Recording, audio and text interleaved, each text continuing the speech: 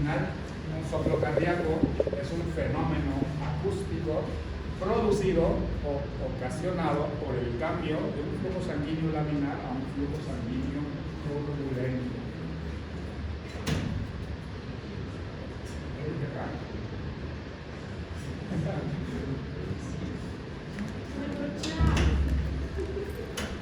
Entonces decíamos que un soplo cardíaco es un fenómeno acústico, ¿no? Producido por el cambio del flujo sanguíneo laminar a un flujo sanguíneo turbulento. En condiciones normales, la sangre circula por los vasos sanguíneos y el corazón de manera reposada, silenciosa. ¿Por qué? Porque tiene un flujo sanguíneo laminar. Ya cuando ese flujo sanguíneo laminar se convierte en turbulento, pues ahí aparece el soplo cardíaco, ¿no? Ahora, ¿a qué se debe el cambio del flujo sanguíneo laminar turbulento? Por dos situaciones.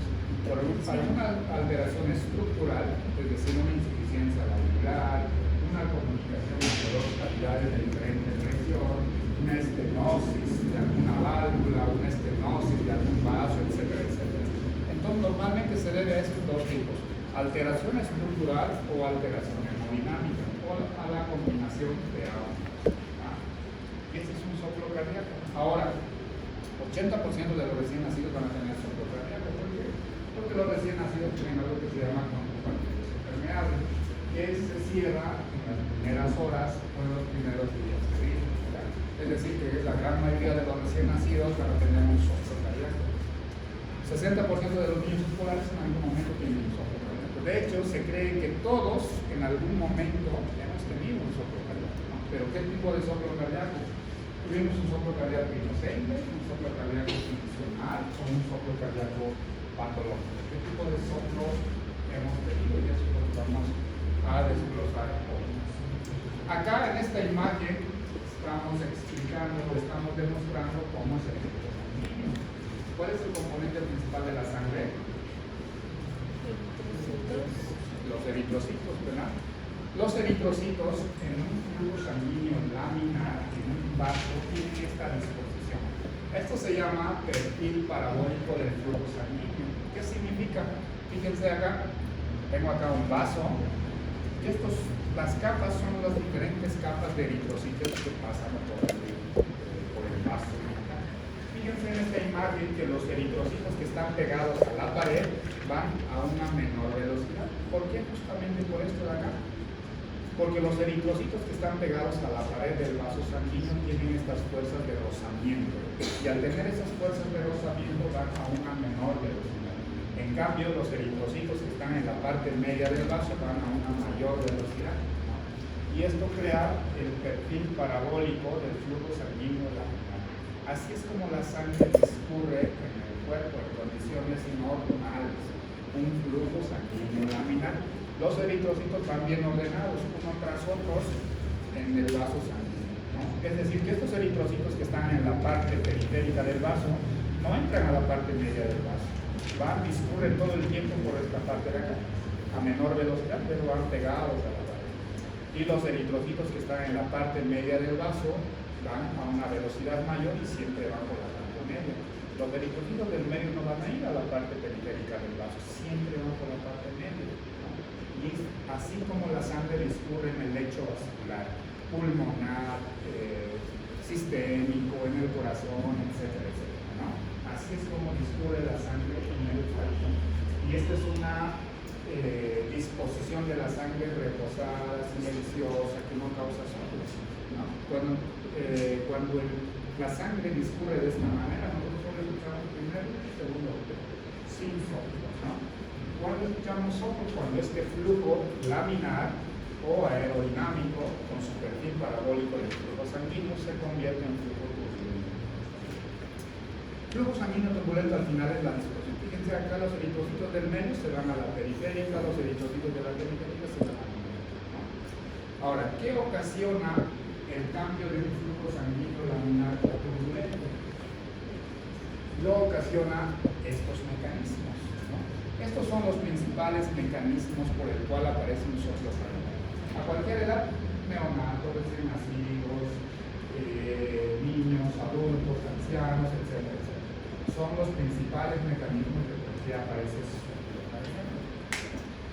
Por ejemplo, un soplo cardíaco aparece cuando existe flujo a través de una obstrucción parcial de algún vaso, una estenosis de la válvula pulmonar, una estenosis de la válvula aórtica, una coartación de aorta, al final es una estrechez del vaso, etcétera, etcétera. Cualquier estrechez o estenosis puede causar un soplo, ¿no? Como este de acá. Hagamos de cuenta que acá es la aorta, tiene este diámetro y de repente acá la válvula no se abre bien, tiene estenosis. Al pasar la sangre por acá se va a convertir el flujo laminar que tiene acá se convierte en flujo turbulento, ¿no? Entonces, un mecanismo por el cual ocurre el soplo cardíaco es la estenosis. Estenosis es estrechez, ¿no? De alguna válvula o de algún vaso. Otro mecanismo es el paso de sangre de una cavidad de alta presión a otra cavidad de baja presión, como la comunicación interventricular. ¿Cuánto es la presión del ventrículo izquierdo? Decíamos 120, ¿no? Sistólico y diastólico.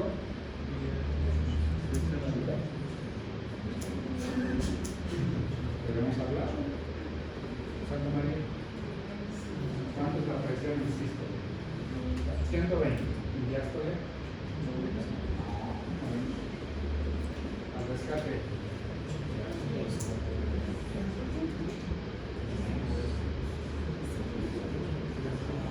Hugo, vos. ¿Cuánto es la presión en diástole del ventrículo izquierdo?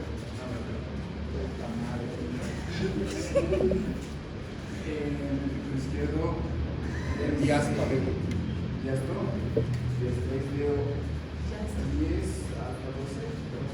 Estás adivinando. ¿Cómo está Yuri?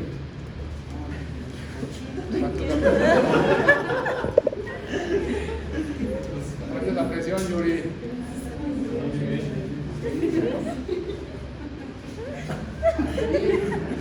Aquí, tú sabes, tú tienes cara de saber. Cero. Cero, ¿no? Cero. Pero aquí ¿Dónde? dice Pues mal, te lo he apuntado, pues. No, ¿Dónde? dos diapos.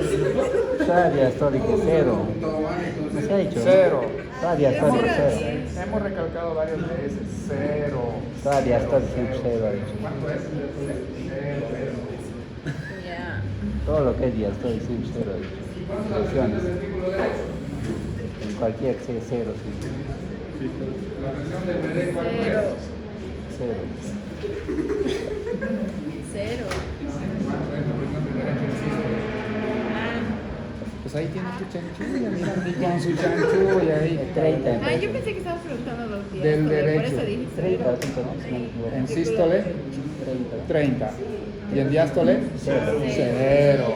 Cero. No hay ni un caso en el cual pueda ser más. No, todo el día son cero, dice el otro. La presión de los ventrículos en diástole es cero, siempre. Pero en sístole no, varía, ¿verdad? Entonces, si decimos que un mecanismo de producción de soplo es el paso de sangre de una cavidad de alta presión, como el ventrículo izquierdo, a otra cavidad de baja presión, como el derecho, entonces ocasiona flujo turbulento. Acá yo tengo un hoyo en el corazón, una comunicación interventricular.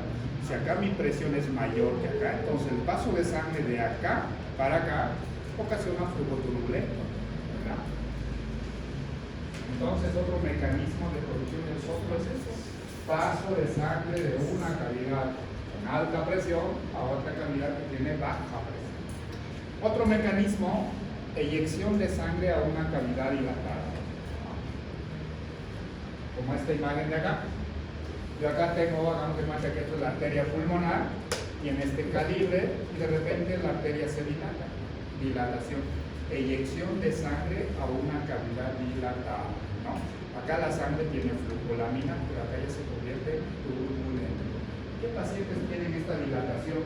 Los pacientes que tienen síndrome de Marfan, ¿no? Por ejemplo, los pacientes que tienen síndrome de Marfan o algunos otros síndromes genéticos padecen de esto de acá: dilatación de la raíz aórtica, de la aorta ascendente, transverso, etc.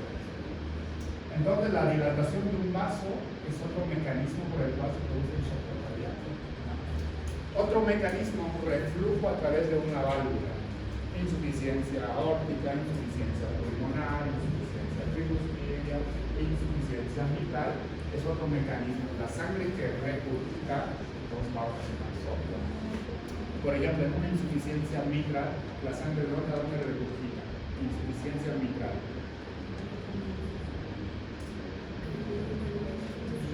Izquierdo. Ventrículo izquierdo. La oreja izquierda. De ventrículo a aurícula. La sangre regurgita, mira acá. Ventrículo izquierdo. Fíjense acá, esta es la válvula mitral. No. Estoy preguntando.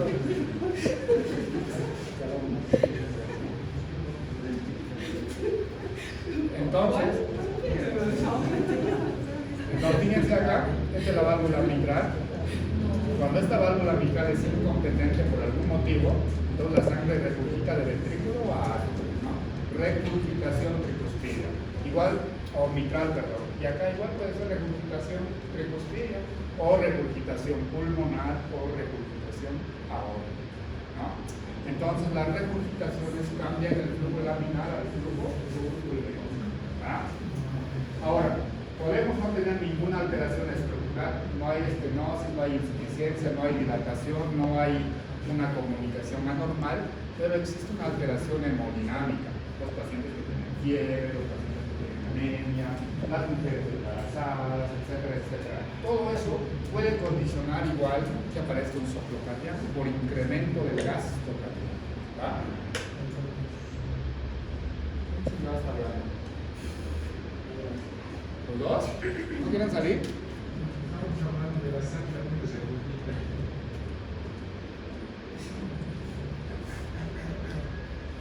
Bueno, entonces cuando no existe alguna alteración anatómica, igual puede existir soplo cardíaco por alteración hemodinámica, ¿no? Es decir, por incremento del gasto cardíaco. Por ejemplo, las personas que tienen anemia, entonces llega muy poco oxígeno a los tejidos, y los tejidos, el mecanismo compensatorio es que el corazón incrementa el gasto cardíaco. Y esa alteración hemodinámica, sin tener alteración estructural, igual puede condicionar un soplo. ¿Ah? Entonces, esos son los 5 mecanismos principales por el cual se produce un soplo cardíaco. Ahora, si hablamos de clasificación del soplo cardíaco, existen varias clasificaciones. Según el mecanismo fisiopatológico por el cual se produce el soplo, existen 3. Esto igual, esta clasificación es para adultos, niños, etc., para todas las edades. Tenemos los soplos cardíacos inocentes, soplos cardíacos funcionales, y los verdaderos patológicos son estos, los soplos orgánicos. Estos son los verdaderos patológicos.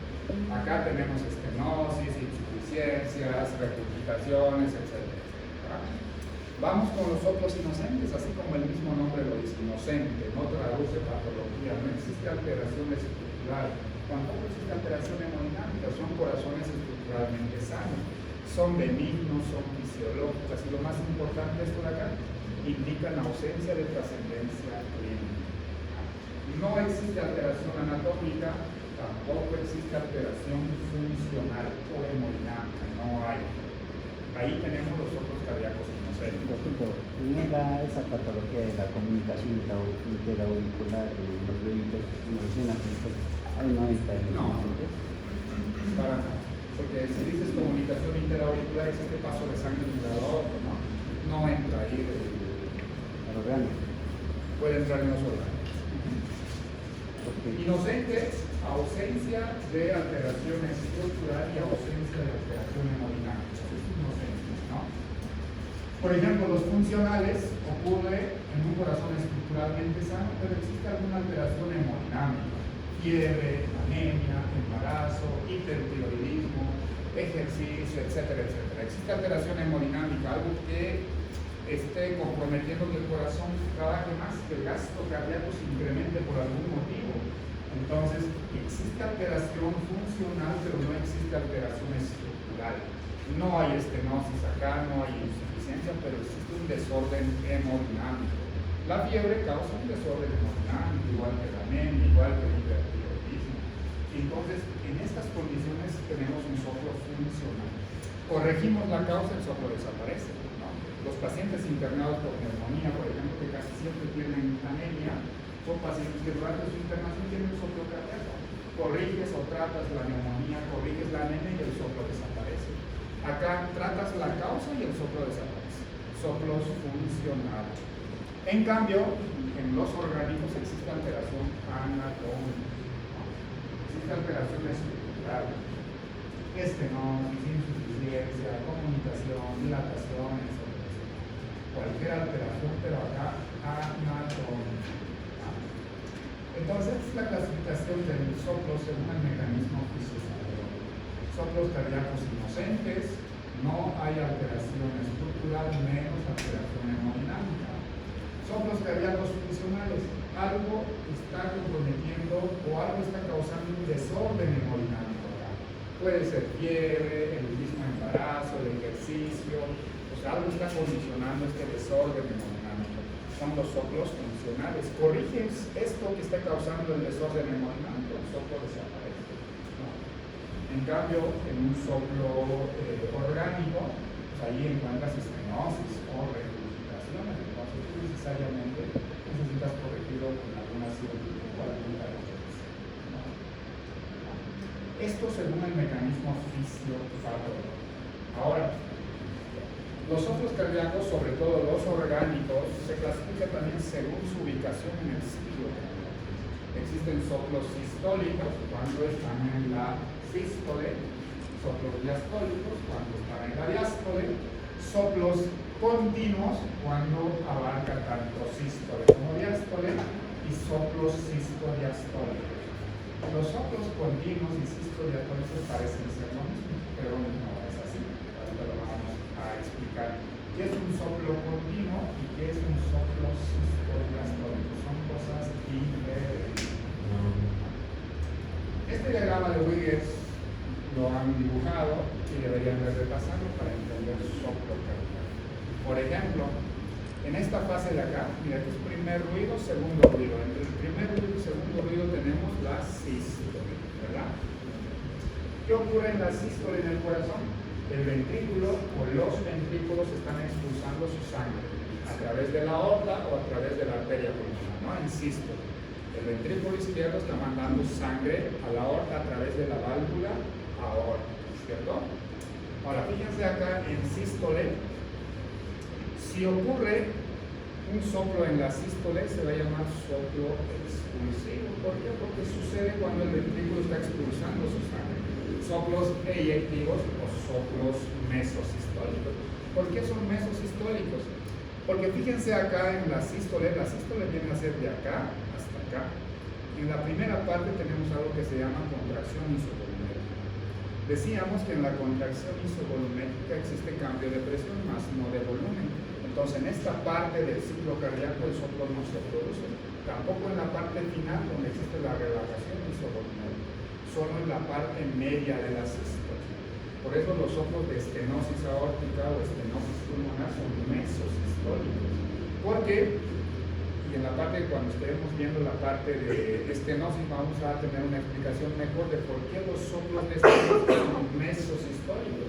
¿Por qué no pueden ser holosistólicos, por ejemplo? Lo vamos a explicar mejor.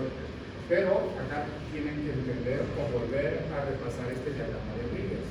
Por ejemplo, vamos en la diástole. ¿Qué está sucediendo en la diástole? ¿Qué pasa en la diástole? ¿Qué está pasando con los ventrículos? Los ventrículos se están llenando de sangre, ¿no? Entonces, fíjense acá en qué parte del ciclo cardíaco, en qué parte de la diástole los ventrículos se llenan más de sangre. ¿En la protodiástole, en la meso o en la telediástole? En la telediástole sí, por la contracción auricular, ¿no? Pero acá, mira, fíjense acá cómo se llena el ventrículo. Fíjense el volumen ventricular. Acá tiene un volumen de más o menos 50. Luego rápidamente se empieza a llenar de sangre, ¿no? Entonces un soplo diastólico de estenosis tricuspideo-mitral va a tener doble componente, justamente por esto de acá, porque el llenado ventricular más o menos sucede en dos fases bien importantes, que es la protomesodiástole y en la telediástole. Por eso esto del diagrama de Wiggers hay que volverlo a repasar para entender mejor esto del soplo cardíaco. Ahora, si yo escucho un soplo en la primera parte de la sístole, va a ser un soplo protosistólico, ¿verdad? Protosístole, mesosístole, telesístole. De la parte diastólica lo mismo, protodiástole, mesodiástole y telediástole. Si yo escucho un soplo acá, va a ser un soplo protosistólico. Si escucho acá un soplo telesistólico. Si escucho un soplo en la parte media de la diástole, un soplo mesodiástole. ¿No? Ahora, si escucho un soplo que abarca toda la sístole, va a ser un soplo holosistólico o panisistólico. ¿No? Abarca toda la sístole. Ahora, si tengo un soplo que abarca todo, es un soplo continuo, es decir, abarca tanto sístole como diástole, diferente a un soplo sistodiastólico. Un soplo sistodiastólico, en el soplo continuo el segundo ruido no se escucha, está vedado. En cambio, en el soplo sistodiastólico escucho el primer soplo, que es el componente sistólico, escucho muy bien el segundo ruido y luego tengo el componente diastólico. ¿Ya? Si se fijan acá, la clasificación parece muy compleja, muy difícil, ¿no?, de aprenderlo. Pero, por ejemplo, no hay soplos protosistólicos, ¿no? Solo existen soplos mesosistólicos o los sistólicos, y hay un soplo telesistólico, que ahorita lo vamos a clasificar mejor para que no sea muy pesado aprender estos dos soplos, ¿ya? Pero más o menos estos son los tipos de soplos. Para que se pueda entender o para que ustedes lo puedan memorizar, lo vamos a hacer una clasificación muy fácil, ¿ya? Los diferentes tipos de soplos dependiendo del momento del ciclo cardíaco. Parece muy difícil de memorizar, pero ahorita vamos a ver que es muy fácil si lo aprendemos a clasificar, ¿okay? Ahora, ¿cómo normalmente nosotros escuchamos un corazón cuando no hay soplo? Primer ruido y segundo ruido. Muchas veces el segundo ruido, salud, muchas veces el segundo ruido se escucha desdoblado, ahorita lo vamos a escuchar. Muchas veces esto se escucha desdoblado, salud. O podemos auscultar un tercer ruido o un cuarto ruido, ¿no?, en las famosas insuficiencias cardíacas en el valor. Ahora lo que vamos a escuchar, primer ruido y segundo ruido, y luego aparece segundo ruido desdoblado, y luego tercer ruido y cuarto ruido que ya es patológico. Mira, escucha. Normal, normal, y de repente se desdobla. El segundo ruido desdoblado. Normal, normal, desdoblado, desdoblado. Normal, normal. Y ahorita se desdobla. Desdoblado. El segundo ruido, ¿no? Acá no hay soplo. Y esto ya es el galón. Primer ruido, segundo ruido y tercer ruido. Incrementado, ¿no? Insuficiencia cardíaca, el famoso galón. Es como un caballo, literal, por eso se llama un galón, ¿no? ¿Sí lo escuchan? Sí se puede diferenciar, ¿verdad? Por ejemplo, acá no estamos escuchando soplo. Solo estamos escuchando primer ruido, segundo ruido. El segundo ruido muchas veces se desdobla por la respiración, o también podemos escuchar esto, que es insuficiencia cardíaca o galón. Ahora, ¿cómo se escucha un soplo cardíaco? Así como este de acá.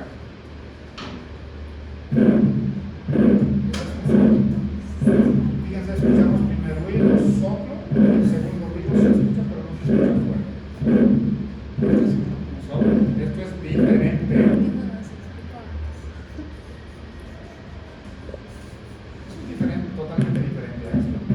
Primer ruido, segundo ruido. Acá no escuchamos soplo, pero la cosa cambia con este de acá. Este es un soplo cardíaco. Obviamente es mucho más fácil auscultarlo en un adulto que en un niño o en un neonato. Los neonatos tienen frecuencias cardíacas altas, entonces no se escucha tan claro, así no es tan pausado como este. Es más rápido, pero sí se logra identificar eso. Ahora, por ejemplo, este soplo es un soplo de estenosis aórtica, un soplo mesosistólico que abarca solo la parte media de la sistólica. Ahora, este soplo de estenosis aórtica es muy similar a un soplo de una comunicación interauricular, que también es mesosistólico. Pero acá, el segundo ruido está desdoblado, escúchenlo bien. Soplo con segundo ruido desdoblado. Al final, estos dos primeros soplos son iguales, son soplos mesosistólicos. Ahora, escuchen bien este soplo y ahora van a escuchar este soplo que sigue siendo sistólico, pero que ya es holosistólico. Miren, escúchenlo bien. Esto es mesosistólico, soplos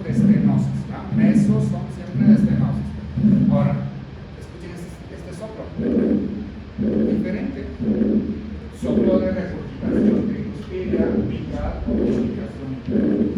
Es un soplo totalmente diferente. Este es un soplo holosistólico, abarca toda la sistólica, diferente a este soplo.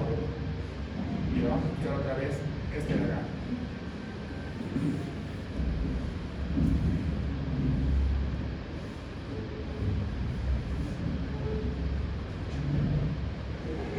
Ahora sí.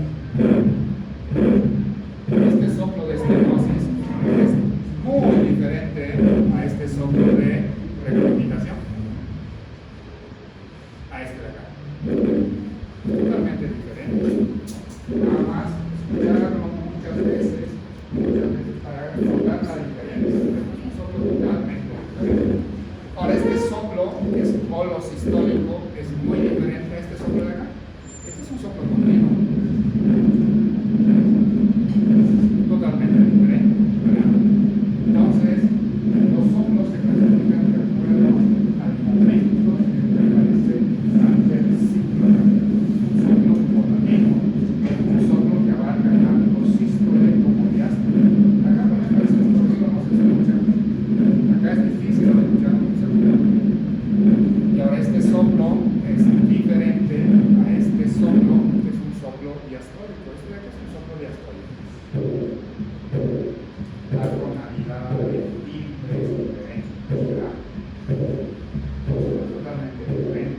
Obviamente muchas veces están escuchando soplos por primera vez parecer el mismo soplo, pero no. Todos son soplos diferentes. Y cada uno de ellos tiene una explicación de por qué son. Por ejemplo, esta es una explicación de por qué este es el diastólico. Son soplos más intensos en la parte inicial de la voz. Todo eso lo vamos a entender hoy. ¿Va? ¿Qué es lo que tenemos que anotar en el expediente clínico en cuanto al soplo cardíaco? ¿Qué es lo que debemos de saber reconocer? Primero, la localización en el ciclo cardíaco, lo que acabamos de ver. ¿Es un soplo sistólico? ¿Es un soplo diastólico? ¿Es uno continuo o es un sistodiastólico? ¿En qué momento del ciclo cardíaco se está presentando? 85% de los soplos son sistólicos. Es decir, que si ustedes escuchan un soplo en un hospital y no saben si es sistólico o diastólico, digan que es sistólico porque tienen un 85% de probabilidad de acertar, ¿no? Son los más frecuentes. Los diastólicos, si bien son raros, pero siempre son patológicos. Siempre. No hay un soplo diastólico que sea inocente o que sea funcional. Los soplos diastólicos siempre son patológicos, siempre traducen alteración anatómica estructural. Después, la irradiación. Podemos escuchar el soplo en el foco tricuspidio, pero también se escucha en el foco pulmonar. O lo puedo escuchar el mismo soplo en el hemitórax derecho. Aquel lado el soplo se irradia más. ¿Dónde? ¿En qué foco más lo escucho? Aparte del foco tricuspidio. Si bien el soplo me parece más intenso en el foco tricuspidio, pero también lo escucho de ese lado, del hemitórax derecho. O tal vez en el foco mitral o tal vez en la parte de arriba, ¿no? ¿A dónde se está irradiando el soplo? Normalmente el soplo se irradia, por ejemplo, si yo tuviera una comunicación interventricular, la sangre vendría del ventrículo izquierdo al derecho, entonces la irradiación va a tener este sentido. Acá yo voy a seguir escuchando el soplo, ¿no? La irradiación normalmente toma la dirección en la cual va el flujo sanguíneo, ¿no? Es algo que tenemos que determinar. La intensidad lo hacemos con la clasificación del EVA, ¿no? Grado 1, grado 2, 3, 4, 5, 6. Esa es la clasificación del EVA. Ahorita vamos a explicarlo como es el grado 1 y todo lo demás. El tono tiene un tono alto, medio o tiene un tono bajo. Y otro, y bien importante, es el timbre, ¿no? ¿Qué timbre tiene el soplo? Tiene un timbre armónico, es musical, es rudo, es aspirativo o es brillante. Por ejemplo, los soplos que hemos escuchado todos son rudos, todos son aspirativos, ninguno era musical, ninguno era un soplo armónico. Los soplos musicales o armónicos suenan diferentes, así como el mismo nombre lo dice, son musicales, tienen un silbido. En cambio, los soplos que hemos escuchado todos son rudos, aspirativos, son fuertes, tienen una tonalidad alta. En cambio, los inocentes, por ejemplo, tienen una tonalidad muy baja, son armónicos y son musicales, ¿no? Eso vamos a verlo más adelante. Esta de acá es la clasificación de Levine. Hay dos clasificaciones en cuanto a la intensidad del soplo. Estos de acá que lo clasifican hasta el cuarto grado nada más, en cambio estos son de los franceses que más utilizamos, hasta el grado 6. Un soplo grado 1 es un soplo que es difícil de auscultar. Unos lo auscultan, otros no. Eso es un grado 1. La característica para definir un grado 1 es eso. Que acá tú escuchas el soplo, él no lo escucha, acá lo escucha, acá no lo escucha. Entonces unos lo auscultan, otros no. Eso es un grado 1. Es un soplo muy débil, muy intermitente. Unos lo auscultan, otros no lo auscultan. Apenas perceptible. Este es un grado 1. Un grado 2 dice moderado y constante, o sea, ya todos lo auscultamos, la intensidad es moderado, pero acá te dice no tiene frémito, sin frémito. ¿Qué es un frémito? ¿Qué es un frémito? ¿Para qué te sientes? ¿Qué es un frémito? Yuri.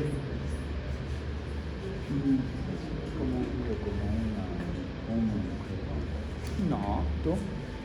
¿Qué es un frémito? No. Acá, Viviane. ¿Qué es un frémito?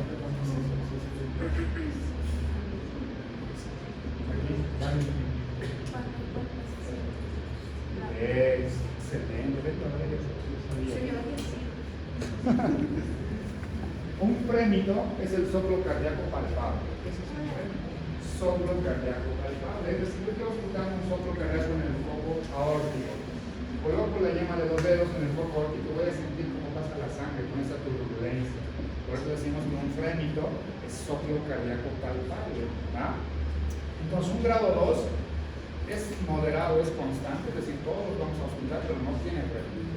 Un grado 3 ya es muy intenso, muy fuerte, pero no tiene frémito. Los frémitos aparecen a partir del grado 4. El grado 4 es un soplo muy intenso con frémito. Con frémito. El grado 5 es tan intenso que incluso puedo auscultarlo yo. Foco tricuspidio, coloco la mano en el estetoscopio y lo estoy auscultando el soplo. Eso es un grado 5. Para el grado 6 muchas veces no necesitamos el estetoscopio. Acercas un poco el oído y escuchas el soplo. Es un grado 6. Obviamente a partir del grado 4 para arriba todos tienen frémito. Esta es la clasificación de Levine. Los focos auscultatorios ya lo conocen. Cuando hablamos de irradiación, por ejemplo, si yo ausculto acá, el corazón está acá, yo tengo un hoyo, una comunicación interventricular, la sangre viene de acá a acá. Si bien el soplo lo voy a auscultar acá en el foco tricuspidio, pero también puedo auscultarlo acá. Se está irradiando el tórax del corazón. O al revés, acá es el foco mitral, yo tengo una regurgitación mitral. Si bien el soplo lo voy a auscultar acá, pero también puedo auscultarlo acá. El soplo, la irradiación siempre va en dirección del flujo sanguíneo. Hacia dónde se dirige la sangre, en ese punto, ahí lo auscultamos la irradiación. Antes de hablar de los soplos orgánicos, como tal, vamos a ver algunas características de los soplos cardíacos inocentes.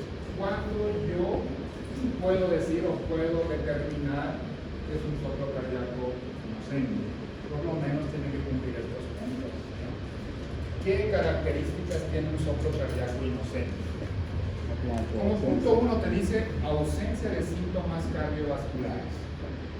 Yo estoy escuchando un soplo cardíaco, el paciente está cianótico, pero es un soplo cardíaco grado 1, no puedo catalogarlo como un soplo cardíaco inocente, aún siendo un soplo mesosistólico grado 1, pero tiene un síntoma cardiovascular muy importante, que es la cianosis.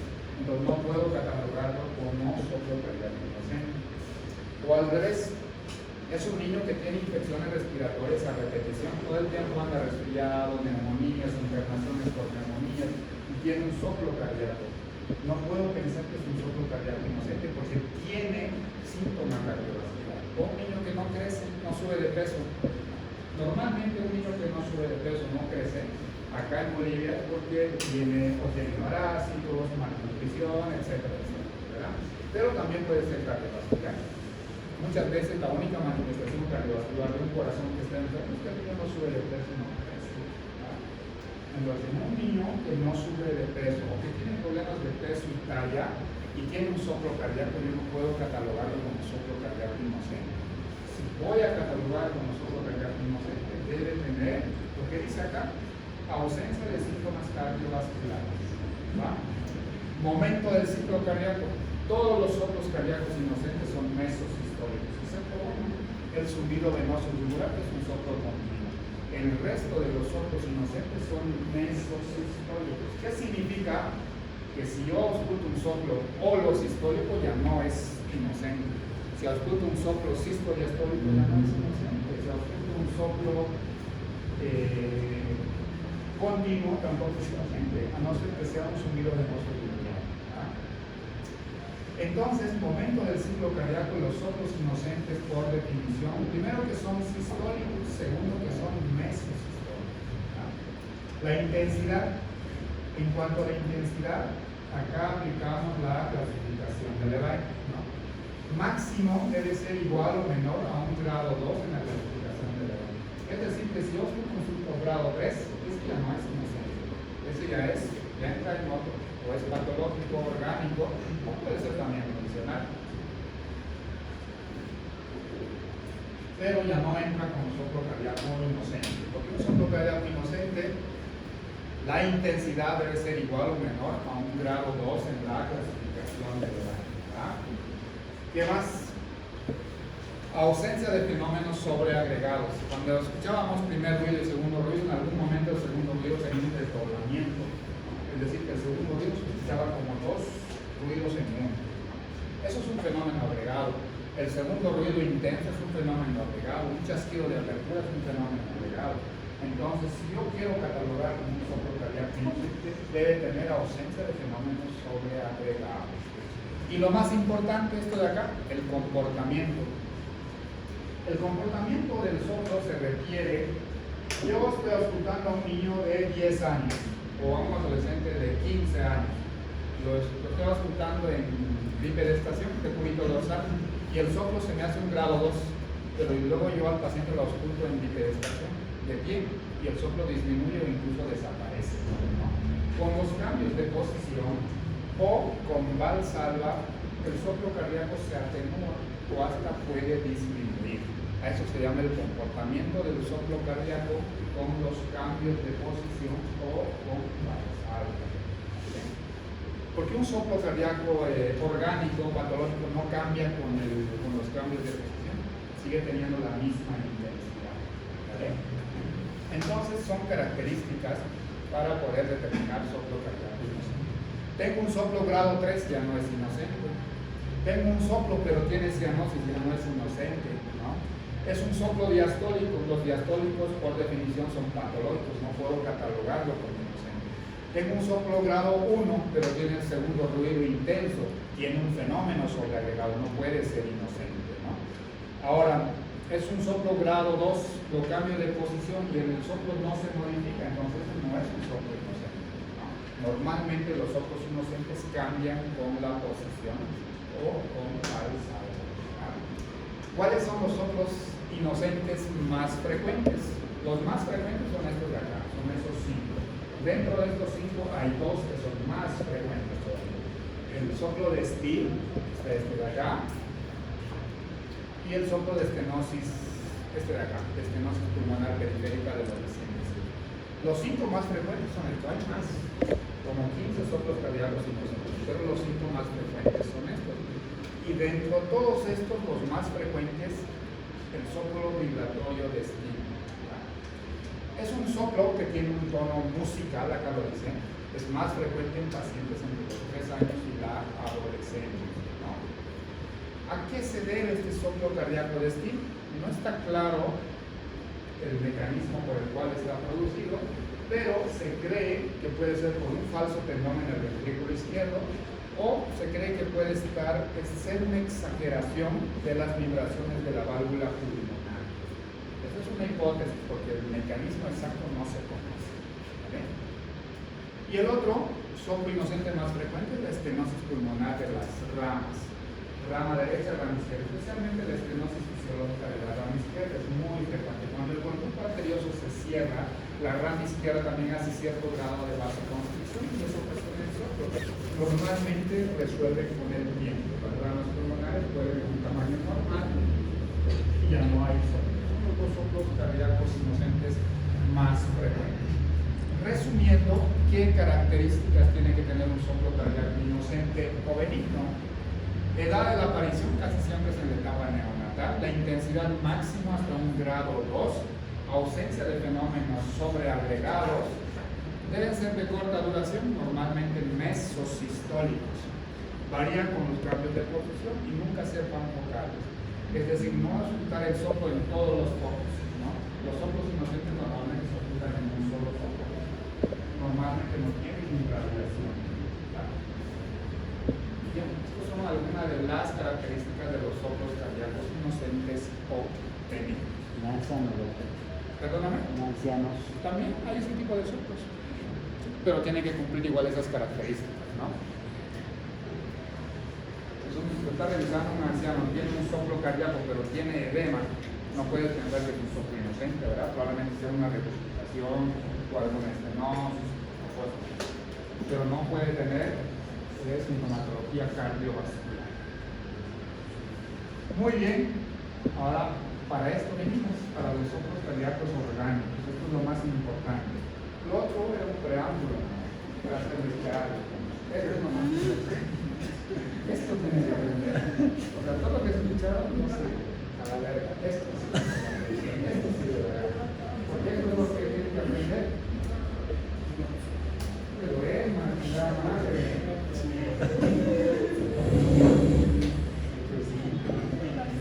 Entonces, los soplos cardíacos orgánicos son los más importantes y eso es lo que tenemos que aprender. Y la clasificación ya lo vimos. Mira, si ustedes ven esta clasificación, así como dijo acá Liliane, es como muy complejo. Tratar de aprender eso es muy complejo. Mira, soplo dice soplo mesosistólico, holosistólico, protosistólico, telesistólico. Es muy complejo de aprender así, pero lo vamos a clasificar para que se aprenda de una mejor manera. Mira, vamos a empezar con los soplos sistólicos, ¿verdad? ¿Por qué son soplos sistólicos? Porque están en la sístole. Por eso son soplos sistólicos.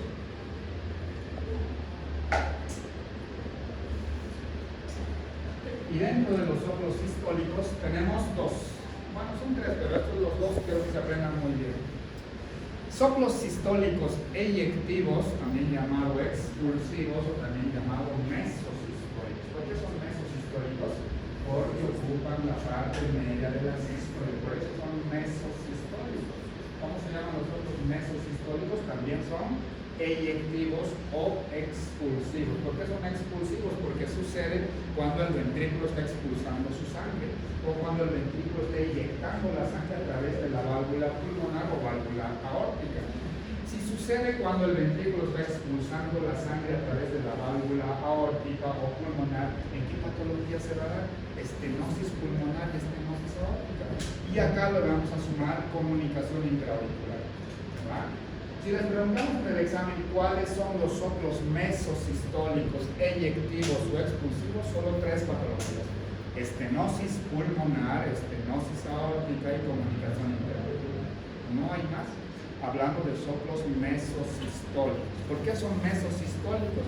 Porque abarcan solo la parte media de la sístole, ¿no? ¿Y por qué son expulsivos o eyectivos? Porque sucede cuando los ventrículos están expulsando su sangre a través de la válvula pulmonar y válvula aórtica. Eso de los soplos mesosistólicos. Ahora vamos de este lado. Dentro de los soplos holosistólicos, o también llamados soplos regurgitantes. ¿Por qué son regurgitantes? Porque ocurre cuando la válvula mitral o tricuspidia tienen insuficiencia. Por eso son regurgitantes. Y a eso le sumamos la comunicación interventricular. Entonces, solo tenemos 7 tipos de soplos históricos. Los eyectivos, también llamados mesosistólicos o expulsivos, estenosis pulmonar, aórtica y comunicación interauricular. Los holosistólicos o regurgitantes, insuficiencia mitral, tricuspide y comunicación interventricular. Y a estos 6 le sumamos este de acá, que es muy difícil de apuntar, pero la literatura lo describe. Soplo telesistólico, que se debe a un colapso de la válvula mitral. Solo son esos 7 tipos de soplos, no hay más. Hablando de soplos sistólicos, solo son estos 7, no hay más soplos sistólicos. ¿Cómo los clasificamos? Meso, holosistólicos y este tele de acá, que es muy infrecuente, pero sí se puede hacer. No tenemos más. Mira, si lo clasificamos así en estos 6, pero si yo veo esta clasificación es mucho más compleja, ¿no? Es mucho más fácil si yo lo clasifico de esta manera. Los eyectivos y los regurgitantes. ¿Por qué son eyectivos y por qué sucede cuando los ventrículos están eyectando su sangre? ¿Y por qué son mesos históricos? Ahorita lo vamos a entender un poquito más. Entonces, soplos sistólicos eyectivos o expulsivos. Ahora, ¿por qué son mesosistólicos? ¿Por qué no son holosistólicos? Lo explicamos con el diagrama de Wiggers. Acá está el diagrama de Wiggers explicado con el soplo. Entonces, acá es el soplo cardíaco, ¿no? Entonces, la sístole empieza acá y termina acá. Todo eso es sístole. Pero el soplo solo abarca la parte media de la sístole. ¿Por qué? Porque en esta parte, donde empieza la sístole a esta parte media de la sístole, sucede la contracción isovolumétrica. Y acá tenemos la relajación isovolumétrica. Ahí no hay cambio de volumen, ahí no hay expulsión de sangre. Entonces, solo hay expulsión cuando la presión del ventrículo izquierdo, que es desde acá, supera la presión de la aorta. No hubiera expulsión de sangre si esta presión del ventrículo izquierdo no superaría la presión de la aorta, ¿no? Entonces, para que la sangre pase del ventrículo izquierdo hacia la aorta, la presión del ventrículo izquierdo en algún momento tiene que ser superior a la presión de la válvula aórtica. Y eso solo sucede en la parte media de la sístole. Por eso los soplos de estenosis aórtica, estenosis pulmonar y comunicación interauricular son mesosistólicos. No pueden ser holosistólicos. ¿Por qué? Porque acá no está pasando sangre y acá no. La sangre solo se inyecta en la parte media de la sístole. ¿Y cómo suena un soplo mesosistólico? Yo lo hemos explicado. Es como este de acá.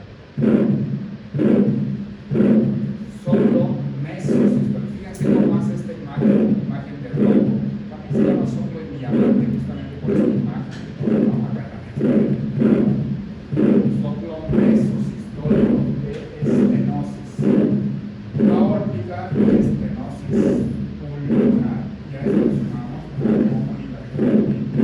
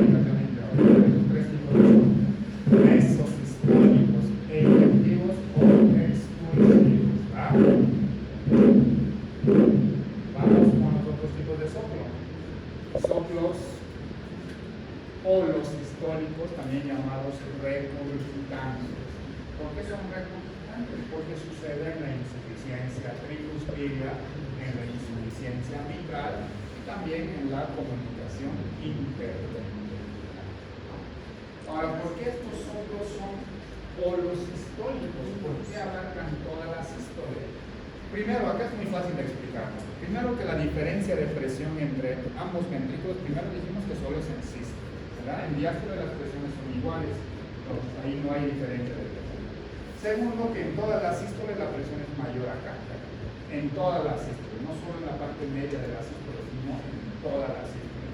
Entonces, muy fácil de explicar por qué este tipo de soplo de la comunicación interventricular es holosistólico.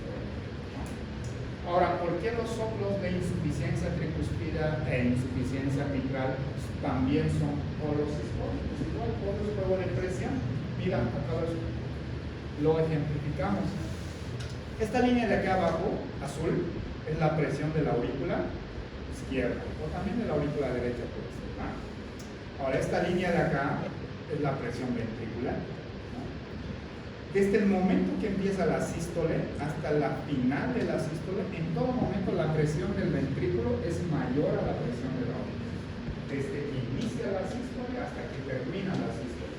En todo momento la presión ventricular es mayor a la presión auricular.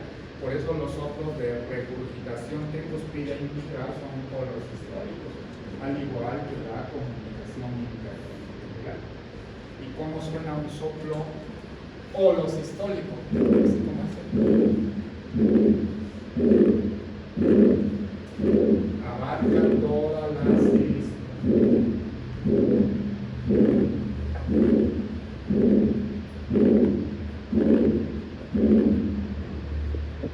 Y esos son los soplos sistólicos. Ahora, igual con los soplos diastólicos, fíjense, si vemos esta diapositiva, difícil de aprender, pero si lo clasificamos como hicimos con los soplos sistólicos, igual va a ser muy fácil de aprender. A ver, hacemos un repaso. ¿Cuáles son los soplos sistólicos? Acá. No, a ti. Así. ¿Cuáles son los soplos sistólicos?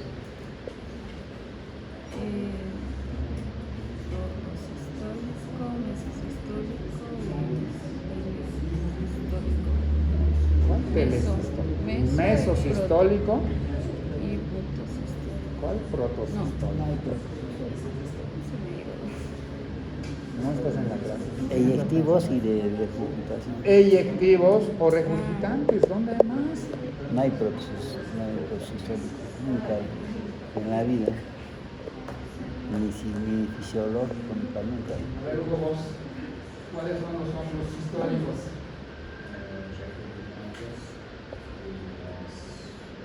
Regurgitantes y eyectivos.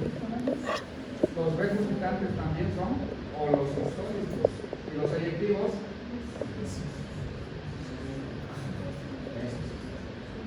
mesos. ¿Dónde está lo difícil? Expulsivos, eyectivos o mesosistólicos. O los históricos o regurgitantes. ¿Cuáles son los regurgitantes? Insuficiencia tricuspidea, mitral y comunicación interventricular. ¿Y cuáles son los eyectivos? Estenosis aórtica, estenosis pulmonar y comunicación interauricular. Y a eso le sumamos un soplo telesistólico, el prolapso de la válvula mitral. Solo son 7 soplos históricos, los más frecuentes, ¿no? Sí hay más, pero esos 7 son los más frecuentes y es lo que se tienen que aprender. Si quieren defenderse en el internado, tienen que aprender esos soplos. Con estos 7 soplos están. ¿Por qué los 7 soplos? Porque les dije que los sistólicos son más frecuentes, un 95%. Los diastólicos son muy raros, difíciles de auscultar. Muchas veces es difícil la diferenciación entre un soplo sistólico y diastólico.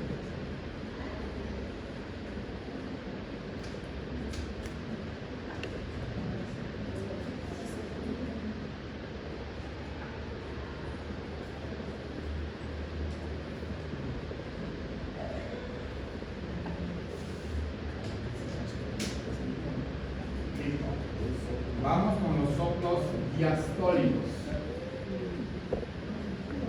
Igual, 2 tipos de soplos bien importantes. Soplos diastólicos de llenado o soplos diastólicos de regurgitación. Es al revés. Si acá ya vimos estenosis aórtica y estenosis pulmonar, diastólicos van a ser insuficiencia aórtica e insuficiencia pulmonar. Ya vimos insuficiencia tricuspidia e insuficiencia mitral. ¿Para qué toca ver? Estenosis tricuspidia, estenosis mitral. Entonces, Los soplos diastólicos los podemos clasificar en dos. Los protodiastólicos, también llamados de regurgitación. ¿Qué válvulas regurgitan en la diástole? La aórtica y la pulmonar. Porque en diástole la válvula aórtica y la válvula pulmonar tienen que estar cerrados, ¿verdad? Pero si por algún motivo la válvula no se cierra bien, entonces van a tener regurgitación. Y en la parte inicial de la diástole es donde regurgitamos. Por eso son protodiastólicos, es decir, en la parte inicial de la diástole. Insuficiencia aórtica e insuficiencia pulmonar. Soplos protodiastólicos o de regurgitación. ¿Por qué son de regurgitación? Porque ocurre en la insuficiencia aórtica e insuficiencia pulmonar. Cuando alguna de estas válvulas no son suficientes, tienen el cierre incompleto por algún motivo, una vegetación, patología reumática, etcétera. La válvula aórtica bicúspide, por ejemplo, que es muy frecuente, que puede causar insuficiencia, también estenosis, ¿no? Ahora, vámonos del otro lado. Soplos cardíacos de llenado, ¿no? Cuando el ventrículo derecho se está llenando de sangre, ¿qué válvulas están abiertas? La mitral y la tricuspide. Si por algún motivo la válvula mitral no se abre completamente, entonces va a ocasionar un soplo o un flujo turbulento a través de la válvula mitral. Entonces, si hablamos de soplos diastólicos de llenado, cuando la válvula mitral o la válvula tricuspide no se están abriendo de manera completa, y eso ocasiona estenosis mitral o estenosis tricuspide. Ahora, ¿por qué son mesodiastólicos? También tienen doble componente. Tienen un componente mesodiastólico y también telediastólico. ¿Por qué? Porque esto representa el llenado ventricular rápido y esto la contracción auricular. Por eso tiene doble componente el soplo de una estenosis mitral o una estenosis tricuspide. Vamos con los primeros. Soplos diastólicos de regurgitación. Cuando la válvula pulmonar regurgita o cuando la válvula aórtica regurgita, ¿no? El soplo de insuficiencia pulmonar también se llama soplo de Brahms. Así lo pueden encontrar en la literatura. Ahora, ¿por qué son protodiastólicos? ¿Por qué el soplo es más intenso en la porción inicial de la diástole? Esta es la razón.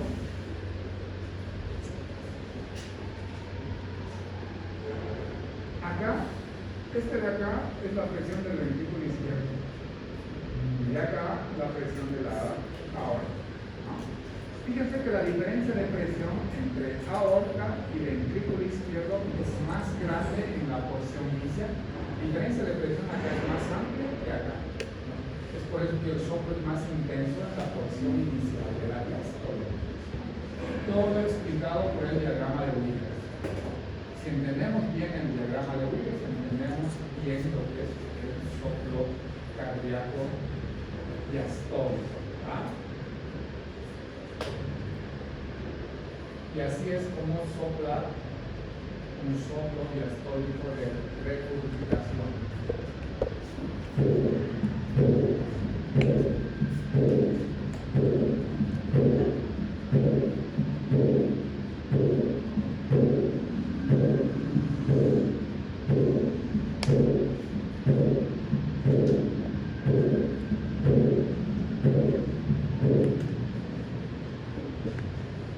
Eso en cuanto a los soplos diastólicos de regurgitación, ¿no? Ahora vamos del otro lado, soplos diastólicos de llenado, ¿no? ¿Por qué son de llenado? Porque sucede cuando los ventrículos están llenando de sangre. Estenosis tricuspidia y estenosis mitral. Este soplo normalmente tiene doble componente. ¿Por qué tiene doble componente? Porque la sangre o los ventrículos se llenan en dos fases: llenado ventricular rápido y contracción auricular. Por eso el soplo del llenado tiene doble componente. y están causados nada más por el flujo turbulento, el paso de sangre de arterios a ventrículos. Y eso lo podemos explicar igual con el diagrama de Brigger. Fíjense acá cómo la sangre regurgita en esta fase y en la contracción auricular. Llenado ventricular rápido y contracción auricular. Con el diagrama de Brigger entendemos por qué este tipo de soplos son de llenado y por qué tienen doble componente. Porque tiene un componente mesosistólico y telesistólico, justamente por eso. Porque los ventrículos se llenan sobre todo en dos fases: llenado ventricular rápido y contracción auricular. Y este es el llenado ventricular rápido y esta es la contracción auricular. Hasta acá, soplos sistólicos y soplos diastólicos. ¿Cuántos sistólicos tenemos? 10. ¿Y cuántos diastólicos? 4. Y a eso le vamos a sumar un soplo continuo del conducto arterioso y un soplo sistodiastólico. Y ahorita vamos a verlo. Y esos son todos los soplos. Cuando hablamos de soplo continuo, hacemos referencia de que existe paso de sangre de una cavidad de mucha presión a otra de baja presión. ¿Y en dónde sucede eso? ¿Ustedes creen que puede haber un soplo continuo a nivel interventricular? Sí. Un soplo continuo a nivel interventricular. ¿Es posible o no es posible? Primero, un soplo continuo hace referencia de que la sangre pase tanto en sístole como en diástole de una cavidad de alta presión a otra cavidad de baja presión, en ambas fases del ciclo cardiaco. Sí, entonces. ¿Creen que sea posible eso en un defecto del septum interventricular? Sí.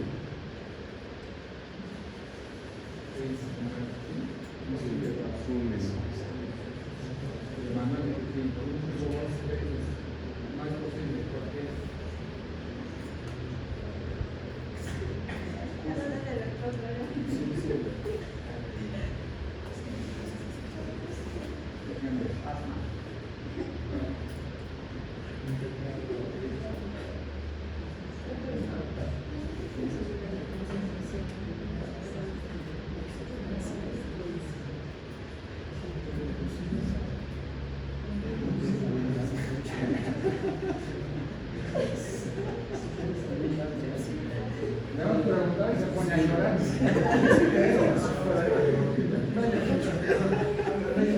¿A qué le pregunta la experiencia? Sí, le...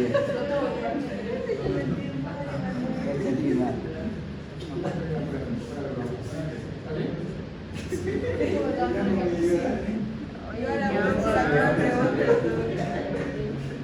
Ya no le molesta.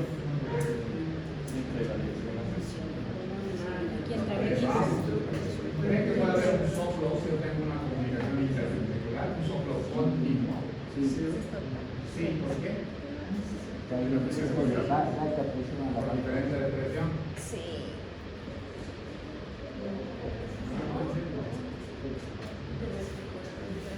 Pues estamos hablando de la sangre siempre va de un lugar que hay mucha presión a otro lugar de baja presión. Para si decimos que un soplo continuo, la sangre debería de pasar tanto en sístole como en diástole. Y en los ventrículos solo existe diferencia de presión en sístole. No hay diferencia de presión en diástole. Entonces la sangre va a pasar en diástole. Si no, cuando vimos comunicación, no, el soplo de comunicación interventricular estaría acá, pues no mames.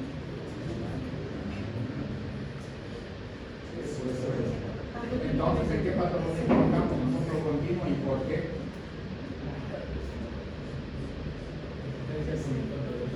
Persistencia del conducto arterioso, ¿y por qué?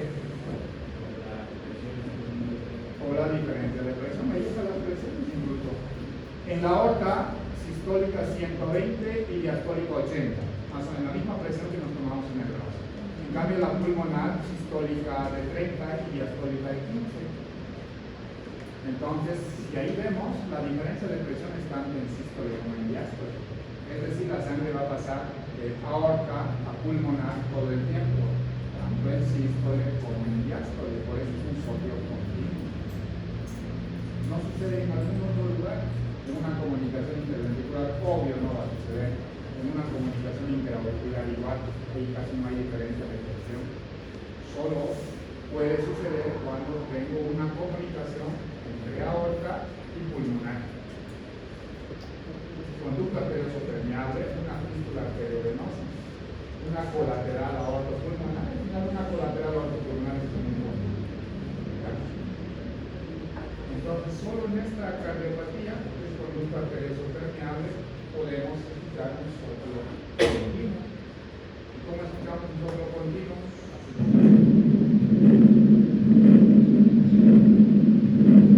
Acá escuchamos primer ruido, soplo y otra vez primer ruido. El segundo ruido normalmente está en A.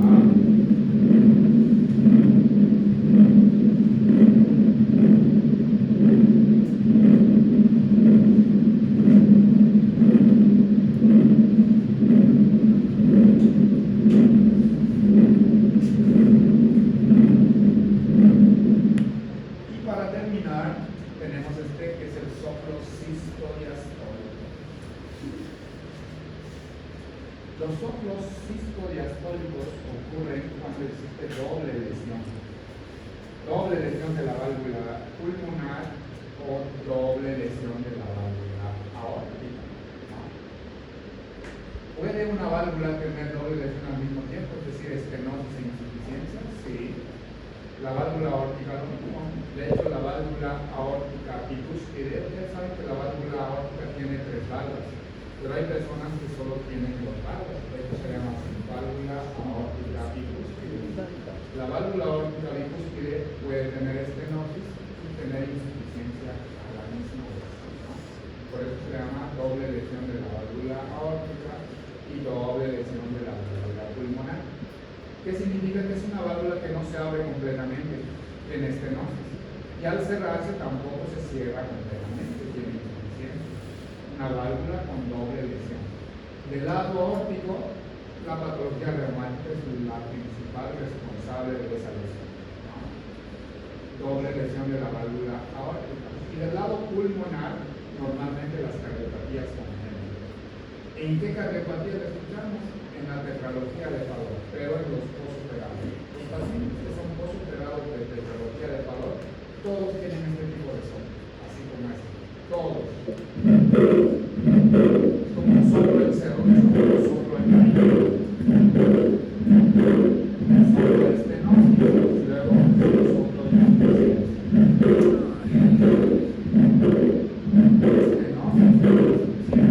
Aórtica o estenosis.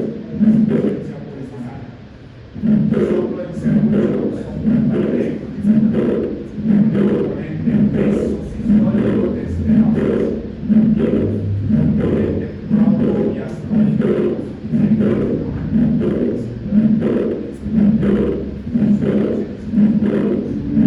Posoperado de tetralogía de Fallot. Típico. Este soplo continuo o sistodiastólico es el típico soplo de los pacientes posoperados de Fallot. Así explicamos de los pacientes que son posoperados de Fallot. ¿Posoperados de qué? Y este de acá es un resumen de todo lo que hemos hablado. Todos estos de acá son soplos mecánicos, también llamados soplos patológicos. Solo acá arriba me falta colocar comunicación interauricular, ¿verdad? Y vamos a un repaso ya para terminar, no que se vayan. Soplos sistólicos, diastólicos, continuos y sistodiastólicos. Dentro de los soplos sistólicos tenemos los eyectivos, expulsivos o mesosistólicos. Dentro de los soplos holosistólicos o regurgitantes y el telesistólico del prolapso de la válvula mitral. De los eyectivos, expulsivos y mesosistólicos decíamos solo son 3: estenosis aórtica, pulmonar y comunicación interauricular. De los regurgitantes, insuficiencia mitral, tricuspidia y comunicación interventricular. Y a esos 6, que son los más importantes, le sumamos el telesistólico es debido al colapso de la válvula mitral. Solo 7 soplos sistólicos. Soplos diastólicos solo son 4, de regurgitación o protodiastólica, insuficiencia aórtica e insuficiencia pulmonar. Los de llenado, que tienen doble componente, estenosis mitral y estenosis.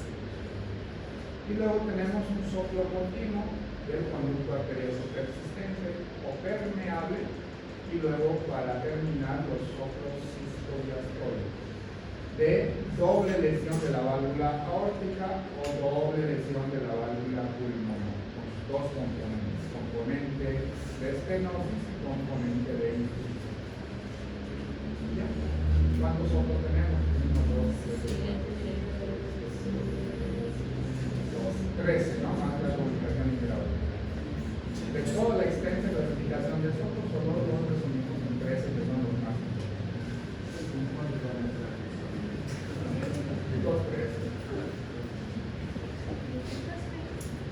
Les voy a volver un ruido nada más acá. Voy a hacer un parante. ¿Y qué soplo de mi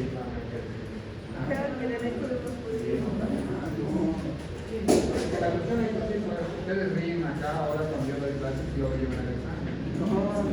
Aquí estamos aprendiendo. Ríen, duermen en el WhatsApp, en el Facebook. No, aquí todos son gratuitos grabando la clase. ¿Sí o no, mujer?